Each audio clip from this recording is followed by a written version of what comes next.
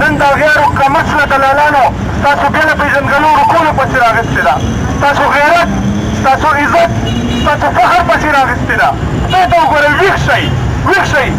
د غیرو کمسله دلالانو ستاسو په خاوره، ستاسو په وړاندې، ستاسو د بچو د تعلیم ژبه انګریزي کړه او ستاسو په خاوره، ستاسو په وړاندې، ستاسو د بچو د تعلیم جامې پینټ شرټ کړه. خدای ته وګورئ، ویښ شئ، ویښ شئ. خپله بې له پېژندګلو ژبه جامه د دستور بچ کړئ. خپل غیرت، عزت او فخر بچ کړئ. هغه ورځ لرې نه ده چې دا د غیرو کمسله دلالان به ستاسو په خاوره، ستاسو لومو خویندو ته د یونیفورم او د وردۍ په نوم سکرټ واچوي او د سر نه به یې څادر کوز کړي. ویښ شئ، خدای ته وګورئ، ویښ شئ. خپله بې له پېژندګلو ژبه جامه د دستور بچ کړئ.